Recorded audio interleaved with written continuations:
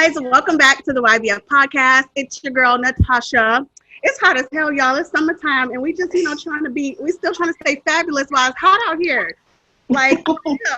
But anyway, I made sure to have some of the most fab chicks that I know of through the screen, at least.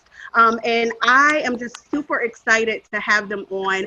I'm also doing something different and having two of my team members here, Jamishia and Tierra, to help me talk to these fabulous women because we're all huge fans of their hit show, Greenleaf.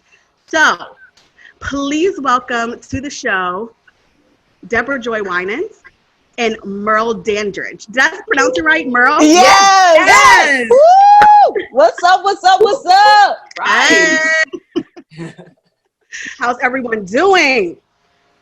Hanging in there. Yes. I'm getting life talking to you, Natasha. You are hilarious. I love it. I am living, I'm breathing, so we good, and we're trying to make it do what it do. Yes, and if you all are not watching, we do post the video version of this as well, but if you're not watching, only listening, I mean, you're just like missing out on how gorgeous these ladies are. Like, I can't even during a quarantine, they're doing their own hair and makeup and looking like this, and I'm annoyed, but whatever. Oh, come on. My fan and mind my business. You are one of the top sitting over there glowing. You're fabulous. Come on. All right, so we have to talk about Greenleaf and some other things, but first of all, I mean, we have plenty of questions, but I'm just going to kick this off. Why on earth is it ending? Why is this the final season of Greenleaf? Explain, please. We need answers. Man, that's above our pay grade. But I know watching some interviews with our creator, Craig, it seemed that he had always envisioned a 5-season arc. But from my point of view, there are so many stories because honestly, the landscape that they set, that with being in the church, being so many characters in this family, the soil is fertile for so many stories to come out of it. And I just, even watching it back when they did a marathon last weekend, I was deeply moved because I forgot over the course of 5 seasons, we touched on so many current subjects, and they keep recurring. And I dare to say that this was the first time that some of these subjects were just out in the open to talk about and have, really meaningful, transparent conversation about, and it made it okay. So I feel as though,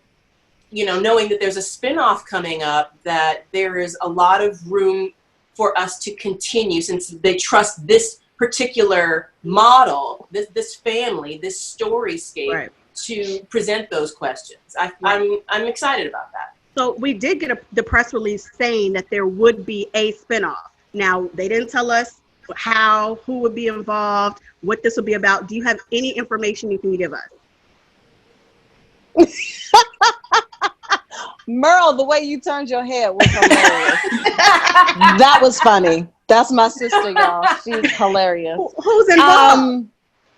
We don't know. Or at least I can say I don't know. I don't know. I do know that they're excited about this spinoff. They are excited about the idea of expanding the Greenleaf world. Yeah. And in reading different interviews that our creator, Craig Wright, has done, he did say that he thinks it's a rise of the women. And so, I don't know. I don't know what that entails. But I'm excited that the universe will continue to live on. I'm definitely here for that. So that's good to know. And then I do have a friend that wants to know, like, I don't really know about the Kojic life and all the drama with that. But I was like, girl, please ask them if Lynn Whitfield's character, Lady May, is based off of, what is it?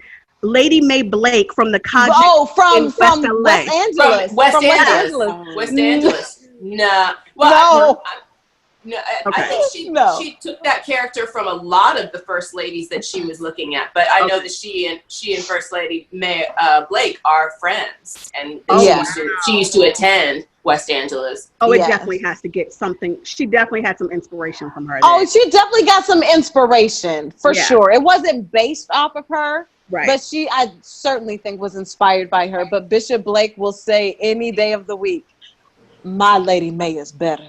Oh, It is the cutest. It is the cutest thing seeing them together. But yeah, I think she was inspired by her beauty and the way she has modeled being a first lady for all these years. Right. You know what's funny is I can't remember. I think we were doing the Image Awards some year. We were coming back from Los Angeles to Atlanta. And Bishop Blake was on the flight with me and Lynn and Keith. Oh, and Joy, were you there? Mm-mm. And we just had such a it was like right before we started shooting. Yeah. So we were doing something. I don't know what we were doing, but we were coming back, the three of us on the same flight, and Bishop Blake was on it. And we just had such a great time talking to him and his team. And we just felt really encouraged starting the season that way.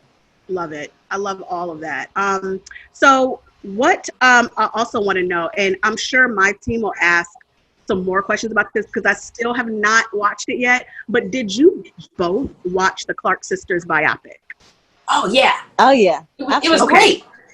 Yeah. Okay. So, Deborah, will there be a Winans biopic very similar to that? It's needed. Thank you for saying that. I really appreciate that. I think that it's necessary. I sort of just stand back and watch in awe as a fan of what they've done and how they have touched so many people's lives. And then also my family's crazy and hilarious. So I just think it would be very interesting. So it's certainly being talked about and it's in the works. Donald Lawrence, who did the music supervision for the Clark sisters, I love Donald with all my heart. And he's certainly interested and ready to sort of, kind of see what this leads to. Yeah. What do y'all think? Jamishia, from being from Detroit, what do you think about a Winans biopic? Of course. Can I be an extra, please? I just want to sing the choir. I love it. We definitely, watching the Clark sisters, it definitely took me back to, I'm a church kid. My grandmother was the mother of the church. So a lot of stuff resonated with me. I love seeing all of the Detroit references, like the Better Made chips. Yes. So, yes, we need a Winans, please. I really do want to be an extra. I'll be an usher. I just be the usher at the church. It was really cool, though. Yes. Oh, sorry. Joy played her auntie Cece in a play called Born for This, which she was awesome. I got to see her several times in it, and watching people in the audience relive their music, relive the stories, and then see Joy and her brother, this generation of Winans, embody that, but with their own kind of new flair, and it was really exciting. It was exciting for some people who may not know the Winans story, then it was exciting for those people who grew up with them and are still inspired by that music, because the music is timeless. It'll always minister and move you in new and fresh ways. So I think that it's I think they should do it. Thank you. Merle is always supporting. She came to several of the shows. She's this is family. We got to support each other. And Merle was there every step of the way, which was super encouraging. So excited. I have a quick question, Natasha, for Deborah. Yeah. Will you all do the play again? I know that I actually live in the Washington, D.C. area, and I don't know how I missed it. Because you were at Arena, was it Arena Stage? Yeah, we were at Arena Stage. Girl, you missed it. I don't know. Because when I tell you D.C. was hype, D.C. was where you wanted to see it at. It was the bomb. It got to be standing room only. People were coming back 6 and 7 times. It was insane. But D.C., oh God, D.C. was really, really fun. But yes, I do believe, I know that my uncle is working towards Broadway. And nice. So, we will see what that holds and what they're willing to wait for, because clearly with this pandemic, Broadway, whenever it does open up, will be very different. And so they just announced that it's not even opening until at least 2021. Yeah. So we'll see. I don't know, but I do know that I think it's necessary. I think it's needed with the times that we're living in. Music, always does something. It touches you somewhere, and gospel music is really like a balm. It is a healing touch, and I think that's what we so desperately need in these times. Yeah. So what I wanted to talk about also is just there's some interesting storylines already with like episode 1 of this new season. And I just caught up this weekend, and I don't know how it's going to play out because, again, I'm only on episode 1, but there's this, listen, if y'all didn't watch yet, oh well, spoiler alert. Oh, I'm talking out for being late, okay, so I agree. The son, what's his name? Grace's son? AJ seemingly has completed suicide. That's what it seems. Or he has, split his wrist. There's blood everywhere. He's not responsive when Grace comes in and busts through the bathroom. I honestly did not expect that. I thought he just had ran away. I think that's such a powerful type of storyline for something that is set in a church base, like a storyline, a show that's set in a church base, especially with everything going on right now. And we're seeing more and more suicides, unfortunately, especially with young Black men. It's so sad to me, but also understandable with what's going on in mental health, and it makes sense, but it's still like, how is this happening and how do we stop it? Was that intentional? I know that this situation was not going on whenever you all were shooting, but there's a lot of crap going on, still, even before COVID and before these, protests and stuff like that. Was that intentional to include, to kind of reflect society right now? If that makes sense. While you were saying that, I just got chills thinking about it and how timely it is, but I couldn't stop thinking about one of my family members, or a few of my family members, who had been going through so much, growing up in the church, and and didn't know where to turn, where they could be accepted in the midst of what on the outside might have seemed not in line with the beliefs and right. all of that kind of business. And when I think about what is happening right now, and how, first of all, we're all in so much pain watching these videos, seeing, or also having the space to open up our hearts to all of the pain that we have held down and held tight, locked away most of our lives. And there has to be the allowance and the space to be not okay in the midst of that, and some space to say, I don't know how to deal with these feelings. I don't know. I don't have the tool set to walk through this kind of darkness. Mm-hmm. And it's not a bad thing to reach out and get help for it. And those are things that we just don't talk about. And so to be so shocked in a fictitious setting when AJ just couldn't take it anymore, maybe that is a gentle reminder for us to check in on our people and whatever they're dealing with in the midst of all of this. So check in on each other. How are you all doing? You know, because we are all dealing with this in different ways, and it is not easy. It is painful. I know. I don't think you'll mind me talking about it. Joy and I went and spoke at a Black Lives Matter event, and we were.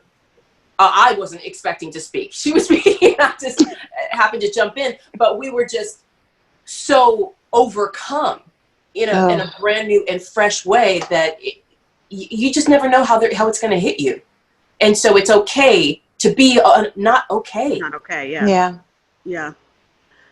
Such a powerful storyline, and I was not expecting that. What about y'all? What, Jamishia Tierra, what's like sticking out to you so far this season? Just her relationship with her son that she didn't know.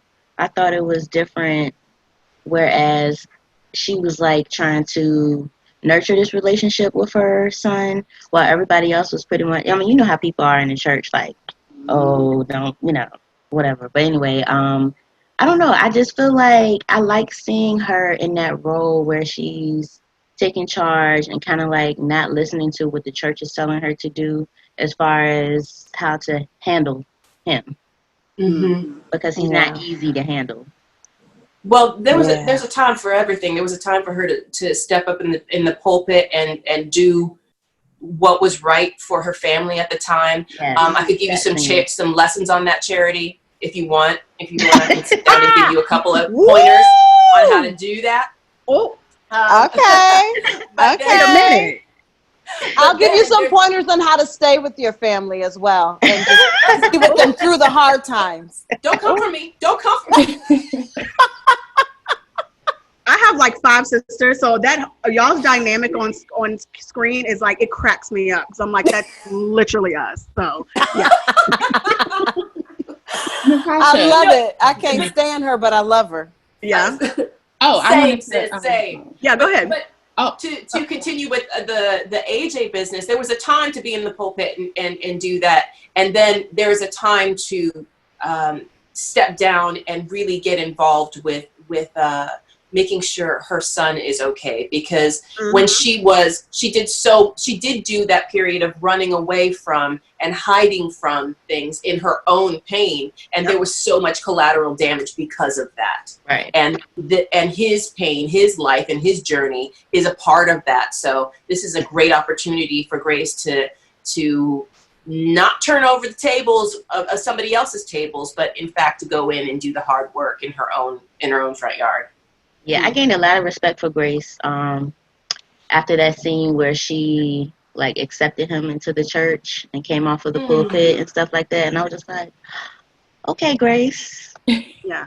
And I was going to ask a question about that, but I'm not a mom. Tierra is a mom. I'm not a mom. So I thought it would have been out of order for me to ask, why is she putting up with this? Because I'm sure it's because that's a mother. That's what they would do, is no matter what, you can't push them away. I know my patience level, that I'm like, well, if you don't want to be here, you can go. Like, I know you can't do that with kids in real life. So I wasn't even going to ask that question. So I'm glad you did, Tierra. Alicia, what were you going to say? Oh, I was just listening to the conversation. And of course, Tierra and Natasha, they both know. Over the weekend, I was kind of thinking about what I would talk about, and even the show, like I've watched it from the beginning. And of course, I feel connected to Deborah's character just because we're from Detroit. But when I really thought about it, Merle, your character, Grace, I kind of really connected with you in the sense of I've always lived away from home. I know at one point in the show, your character was away for a long time. 20 years. And 20 so years. I left for 20 years. Right. So I've lived in Washington. You said 20? 20. She left for 20 years. She left her baby sister for 20 years. Okay. Well, I've lived in the DC area. I've lived in Maryland for 15 years come this August. So I've always lived away. And a lot of it some of it has been to kind of get some peace. Like I grew up in the church. I was probably born on Saturday and in church on Sunday. I don't even remember ever really joining the church. I just was a part of it. And so in the show, your character, when I really think about your character, you just seem so strong. And I was thinking this weekend to ask you, like, what do you in your real life do to kind of take a break? And as you all were talking, I wasn't even thinking about this, and I even thinking about the conversation. So May 20th, I lost my brother. He was found dead. And so we still don't know if it was death by suicide. And so just having this conversation, like I was sitting here trying to like keep my tears in because we're still trying to figure it out. It takes 8 to 12 weeks for the toxicology report to come back. And, I immediately had to jump on a plane and get home. I had to plan his funeral. I had to figure out how to pay for it. And my mother is here with me now because she's not well. And so I've just been having a hard time myself with like, I'm not well, but how do I even say that? And then I can't, how do I, like, I'm so numb right now that I didn't even cry during the services because I was just still in a state of shock and really trying to be there for my mother, my sister, everybody else, his kids, and just trying to like soldier on. So I've been trying to figure out, and then having to live away during a pandemic. So, how do, this is for either one of you, how do you find peace or self-care, or even in the midst of everything that we have going on, how do you take time and just not be okay in the midst of having to kind of be okay? The Lord is my peace, and I having such a strong faith has been, first of all, I'm so sorry to hear this. This is what we're going through, all of this right here. Everyone has extreme heartbreak through this, and it's very real. And I'm so glad that you brought it up, because it breaks through all of the, surface conversation, and we can get right into it. I mean, your transparency is wonderful and meaningful, and I honor that, and I'm grateful for that, and I'm just so sorry that happened. And know that you're in my prayers. Know that we're praying for you and your family, and as we share this and we talk about this, we can also send our energy and our light and our love and all of the wonderful things that, having a God as big as we do on the throne can give us some kind of sense of, when we're not okay, there is something that is going to make it okay. And honey, I don't know why we continue to be hurt in this way. I don't know why we continue. My heart breaks for all of us, because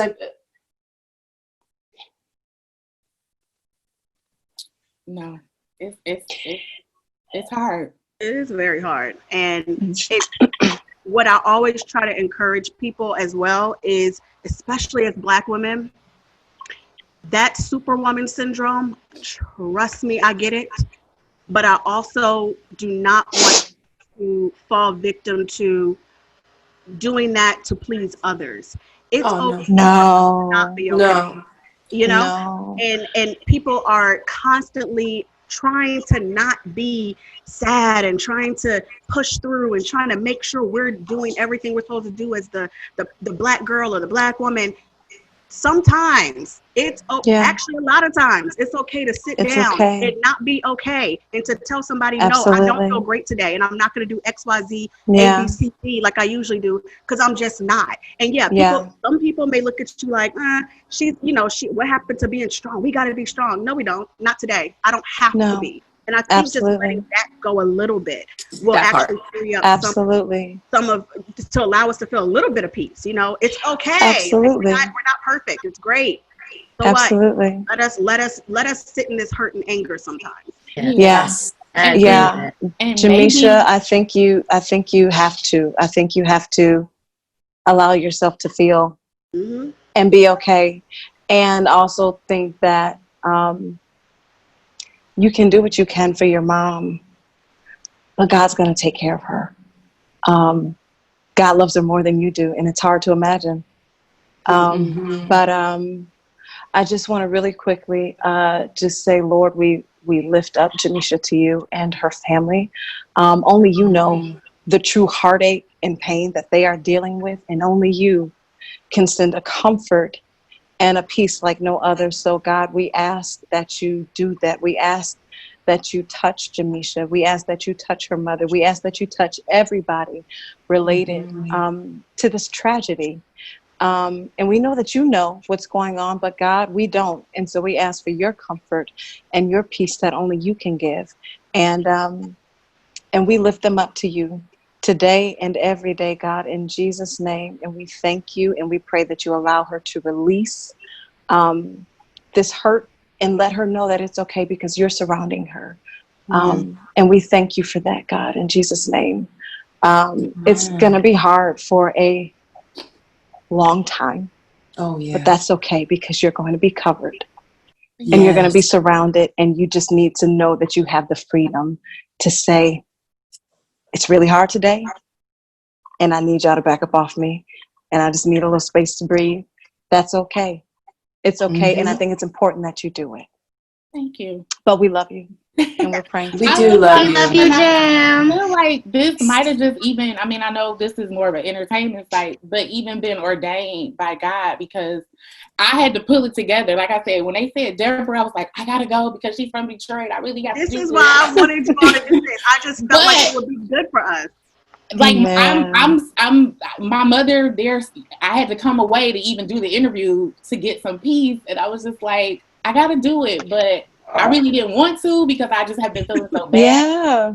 So this is ordained for me to talk to both of you all and you all to shine that light. So thank you. Amen. I'm gonna Amen. cry my tears in a second, but We got There's you. You're such- good, girl. We got There's you. such power in stillness and being able to sit with the feelings and really examine, you know, what am I feeling? How am I? I've always been an advocate of meditation, but having that time and really just sitting still, forcing myself to sit still, because I think especially when quarantine started, there was this vibe of, oh, we got to get so much done. Now that we have the time, we need to do. But we were all in a cultural car wreck. And it just seems like it happens over and over every day. And like we were saying, it's okay to not be okay. So you be gentle with yourself. And I could say that to everyone, be gentle with yourself. Yeah. It is okay. And I'm like, sorry. no. This is important. This is honestly Well, this is what we're for. Yeah, This is a sisterhood. This is what we are here to do. Exactly. You know. I just knew that the vibe would be something that we all needed with this with you two and this type of group. I knew it. I felt it, and this is perfect. And we thank you. We thank you for following that feeling. Joy, should I sing my Sweet Fellowship song? Y'all do not want her Sweet Fellowship song. Oh, okay, you want a song from her, but you don't want the Sweet Fellowship. That's so funny. I was stuck with that for a while. Well, something a little bit lighter, but I mean serious as well, because we're all trying to just take notes here. But can both of you please drop your skincare details and how? Right, that was the question. This was one of Jamishia's questions as well. Like, just everybody's asking this. Just go ahead and drop them for us, please, and thank you. I had such terrible, like the worst, I don't know if it was nerves or whatever, but I had the worst skin drama when we started Greenleaf. It was so hard. I just had like gaping wounds. It was just, my face was a mess.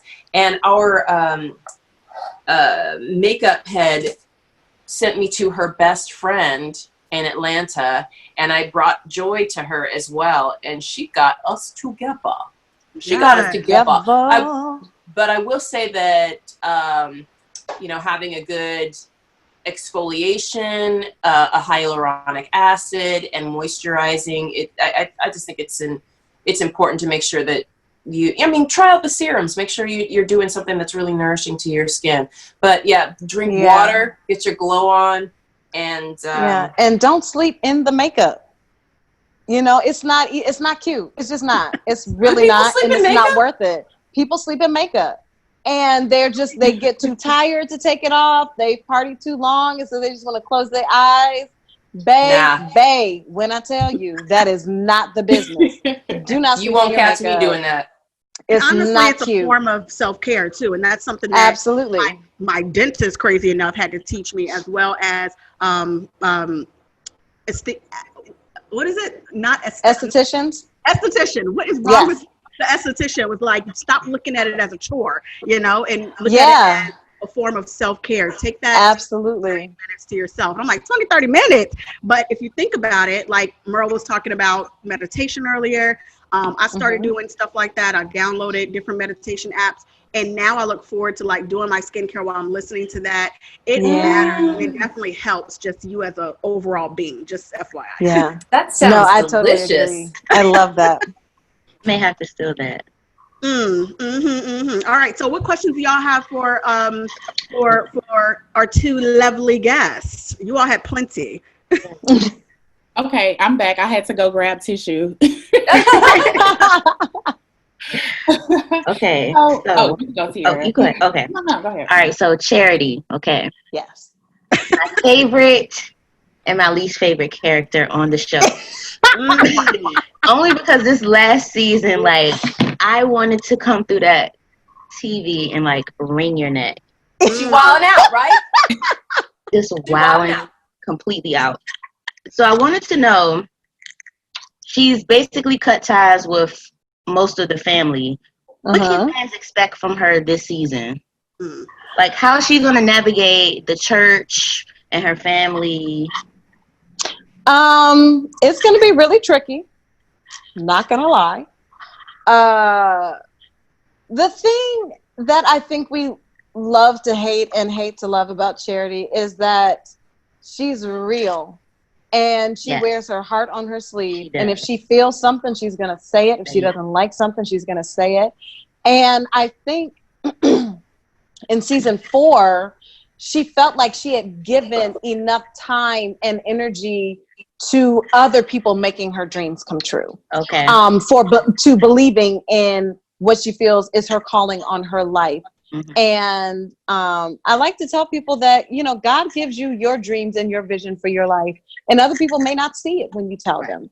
And that's okay, because it's your dream. And so you have to go for it. You have to go for it the right way. I think that Charity, although I'm happy that she made a decision to go for it, she didn't go about it the right way. And so now we go into season 5 with this complete betrayal and hurt that she has put on her family, and then herself complete betrayal. But even her own hurt, the guy that betrayed her. She was betrayed by Phil and hurt by Phil, and now she has this position. She is AP. She is what she has desired, but at what cost? And so she's got to be able to be AP and really try to minister to people from a pure place with love and a desire to make sure, you know, she meets their needs spiritually, but she has to do it alongside this man that has completely hurt her. And then she's got to go home to a family that she has hurt and deeply betrayed. And so what is that balance like? She's got to find that balance. She's got to find a way. I like to say you don't get to cause a tornado and then not help pick up the pieces. And so that's what she did at home. And so she's got to find a way to help pick up the pieces in a way that is beneficial for those that she hurt. She doesn't get to do it on her own terms. So she's got to figure that out and still be able to stand strong at work, at church, not be bullied or pushed over by this man that has hurt her. And so she's got a lot that she's got to figure out, and it's going to be very hard. It's a daunting task, and a lot happens along the way. But I love that she's a fighter. Back? That's what I want to know. She's a fighter, and she's up to the challenge. Is who coming back? The husband.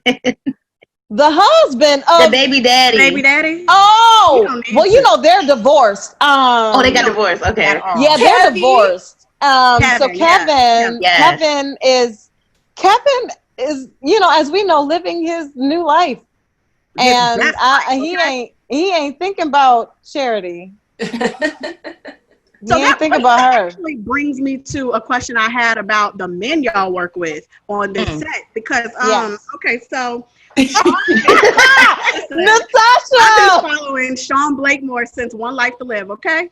And isn't he on All My Children? Was it All My Children?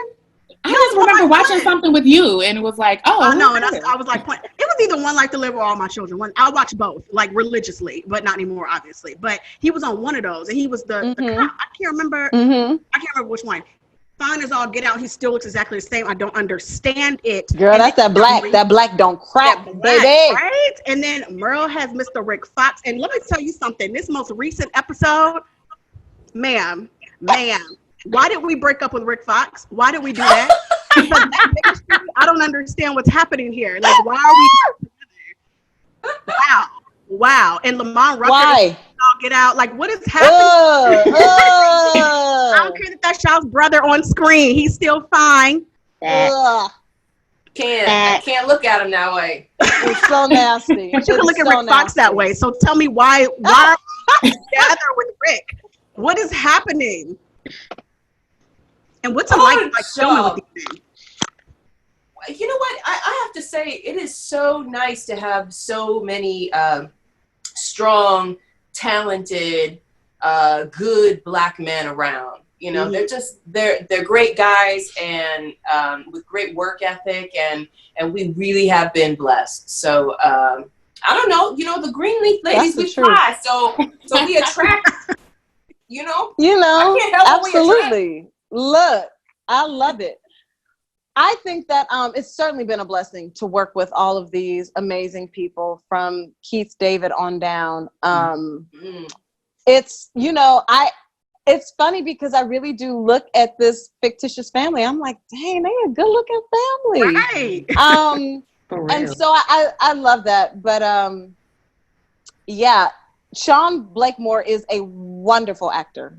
He is a wonderful scene partner. He is always ready to give. It doesn't matter if the close-up is on me. A lot of times when you get into the close-up situation, the people that the camera's not on, they tend to just sort of halfway do it, halfway give.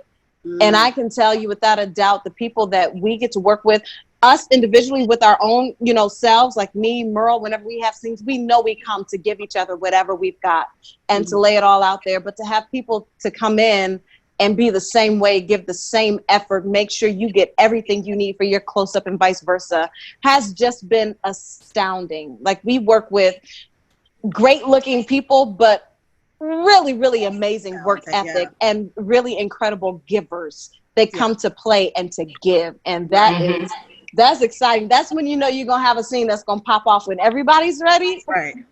We good. Hey, and Merle, I don't know if you're single. I think you are, but I think Rick Fox is also single. What are we doing here? What's happening? Girl, Merle Dandridge and Rick Fox are two different people in real life. That is funny. Could be a possible, you know, I don't know. Well, here's the thing. This is what I like to say for my sister, and correct me if I'm wrong, Merle. But, you know, there are lots of fish in the sea, and we are not going to allow my sister to just decide to settle just to settle. We're going to explore. Okay. And we are going to see the world. But I've been single for a while. And there ain't nothing. Girl, we've been in a pandemic. Okay. I'm just saying. But when we can travel, you know we gonna travel. Ain't nothing to it. I'm just saying, like, he's somebody you already know. I don't know how he is in real life. I mean, he keeps a chick, so clearly people like him. I don't know if he currently has a chick. You're hilarious. I don't know. Well, you know, what I will say, I think they're both fantastic. I'm very partial to Merle, and I'm also protective of Merle. She is a beauty, a true beauty, not just outside, but inside.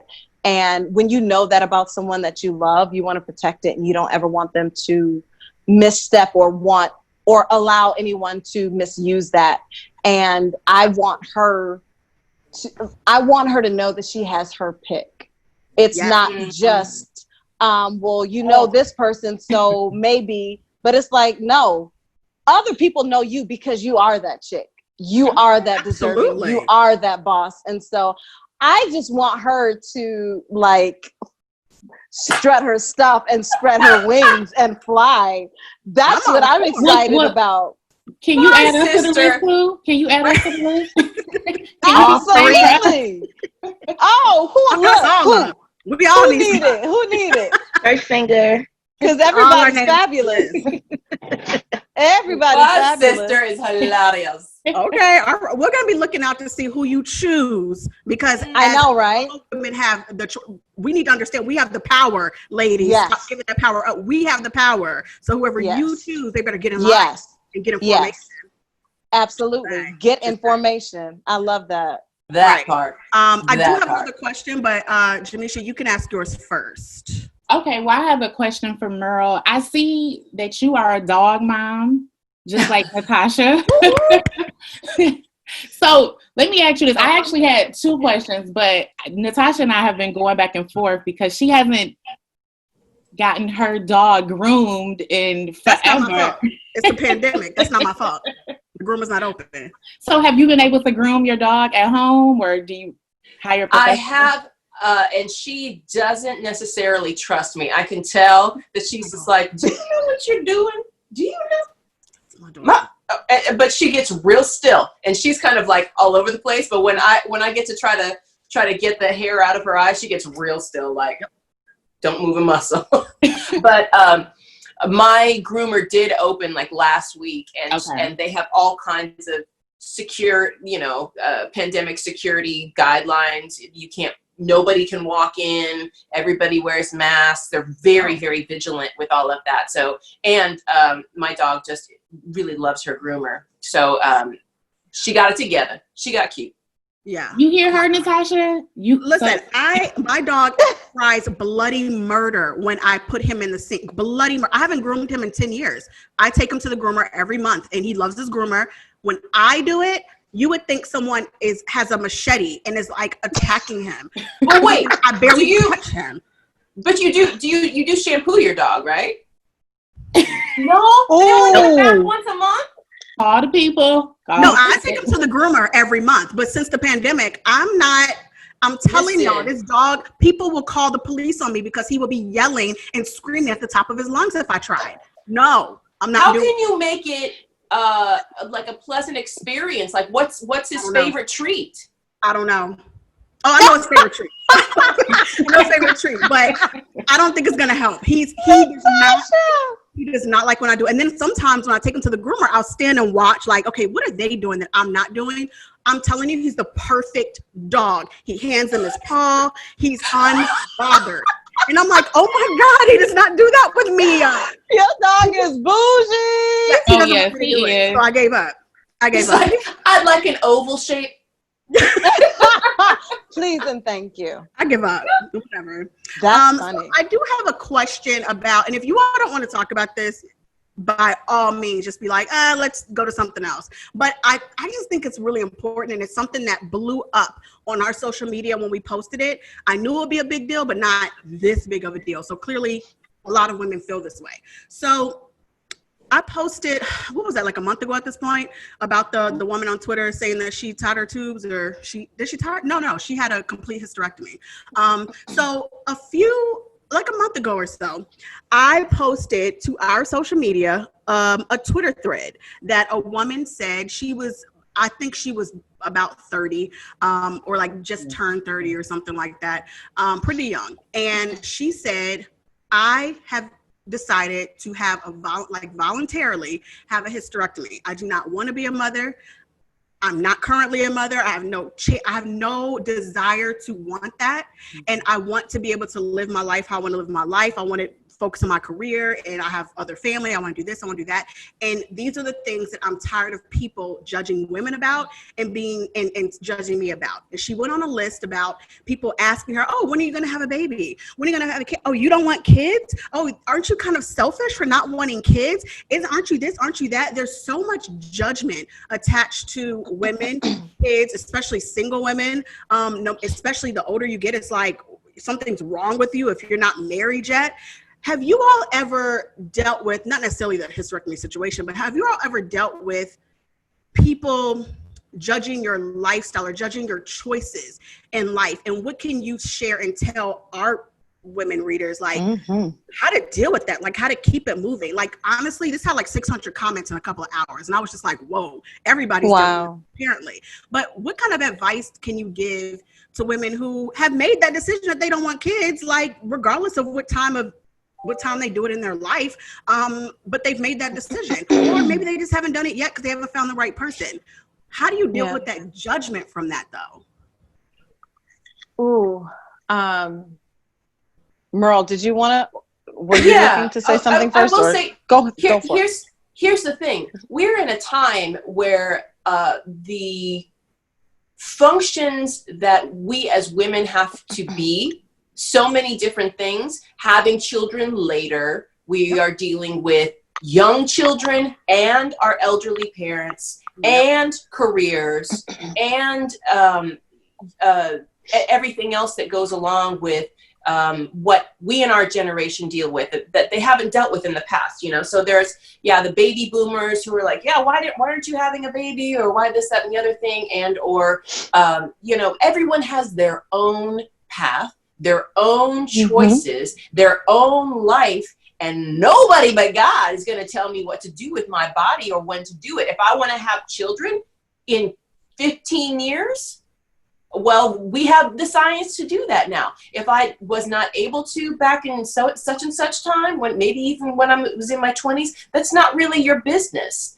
It is so sensitive and specific to each person. There could be so many factors under the surface about why someone does or does not want to bring children into this world. And no one can tell you what to do with your body. No one can tell you what is right or for you.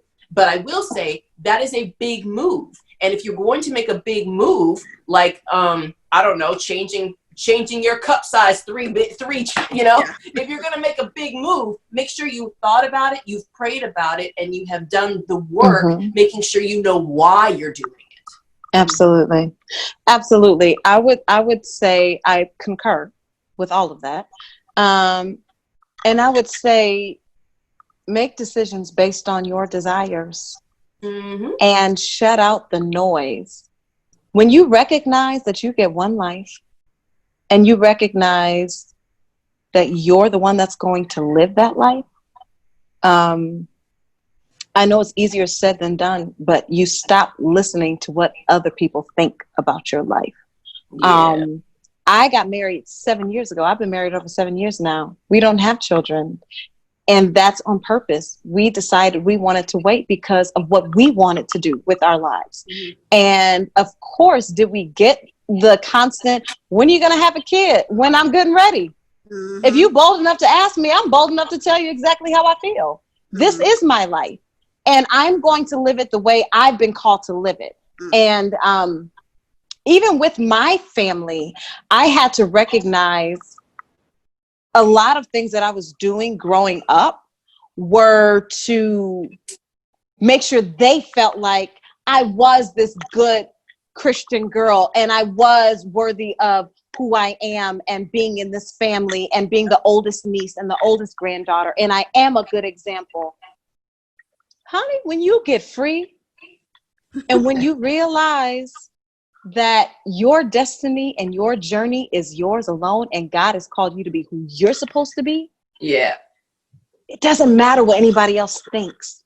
People can say all day, well, you don't need to do that and you need to go this way and you need to.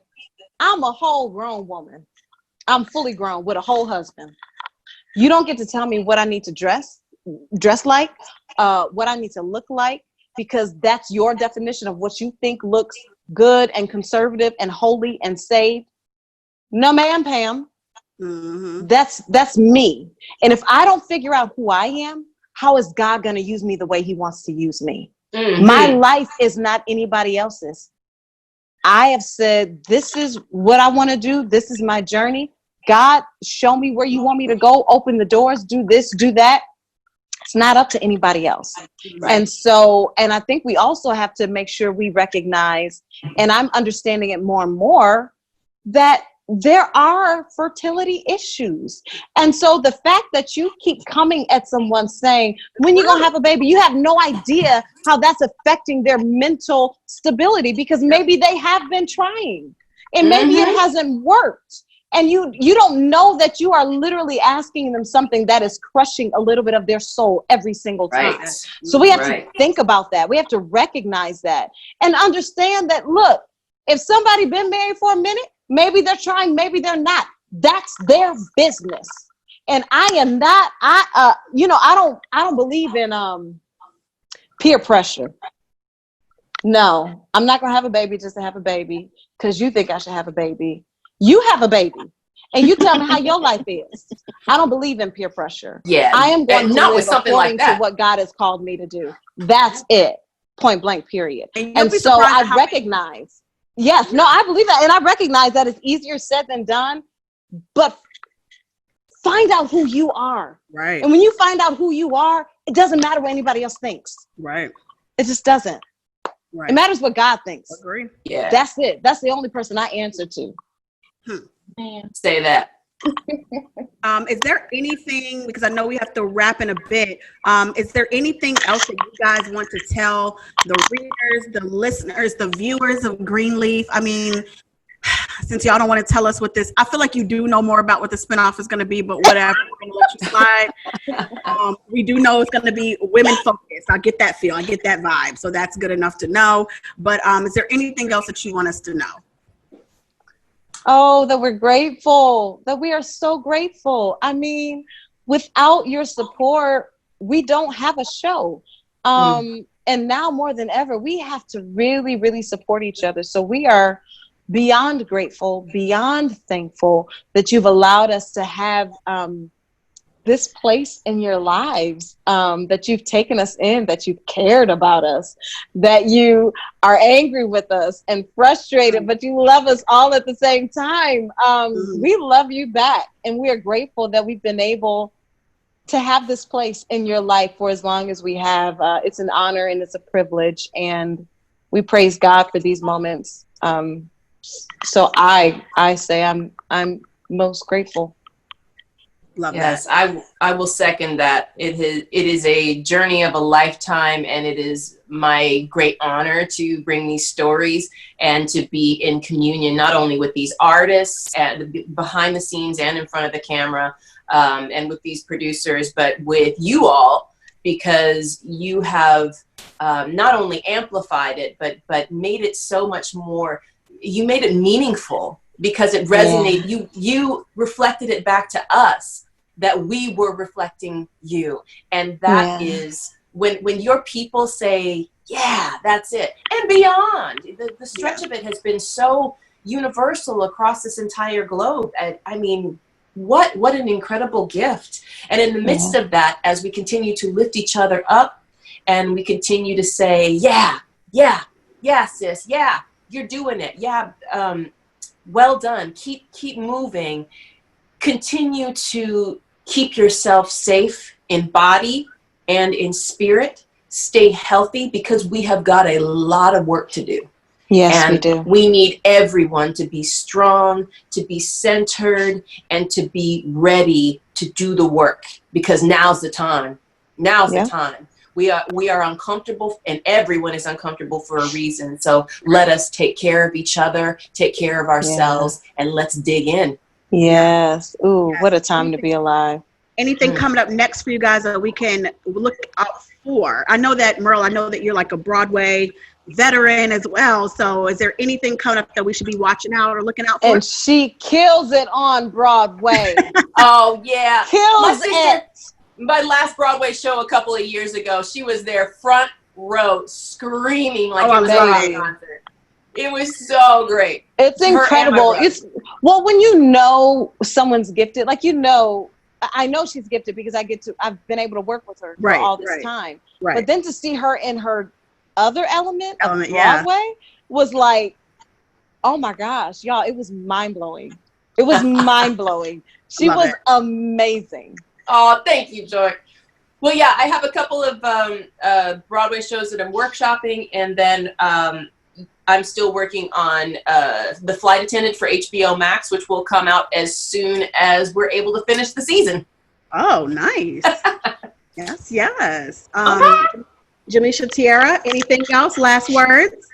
Quick question. Are there any shows or movies? I know, Deborah, I found out in another interview that you did that you used to go to the movies every weekend as a kid. So were there any movies that you binge watched or shows that you binge watched or movies that you rewatched over from childhood?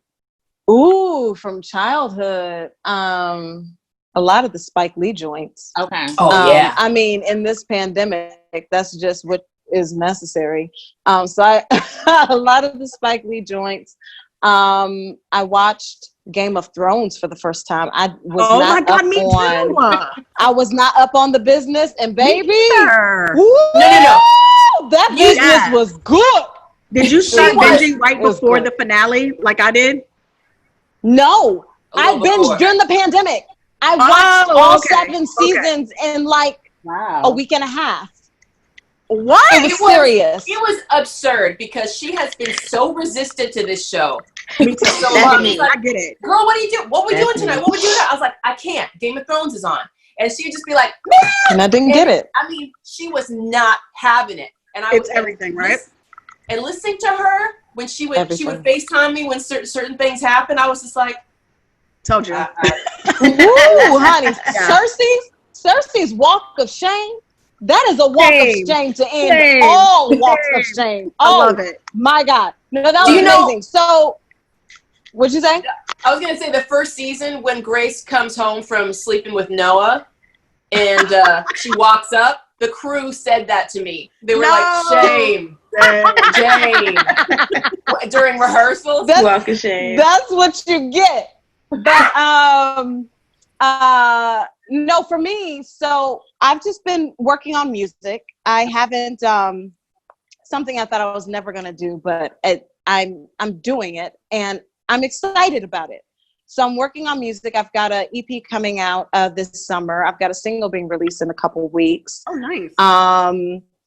Called I Won't Stop Breathing. I'm really excited about that. And I've got 2 short films up on spaceforcreators.com, which is TV One's digital platform that I am super, super geeked about.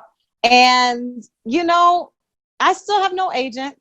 And I just am like, oh, God is really opening doors and doing things in a way that I've never seen. And so I feel like I'm still looking forward to what's going to happen. Yeah. So I'm excited about that. Yeah. We're all looking forward, Joy. We're all looking forward to what's going to happen with you. I want to hear this music because your voice you can't. It's so good. It's so good. The first time the single that's coming out in a couple of weeks, the first time she played it for me, she played it in the trailer, like, I think maybe over a year ago, right? Almost a year ago. Yeah. And I was like, that is a hit, baby. That's what I mean, you could just hear it. You could hear that God had put her right in the groove where she needed to go.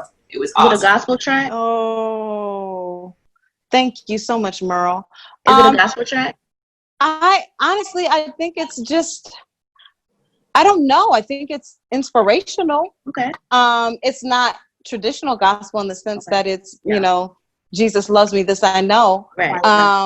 But I do believe the spirit behind it is inspirational. And for me, what would you say?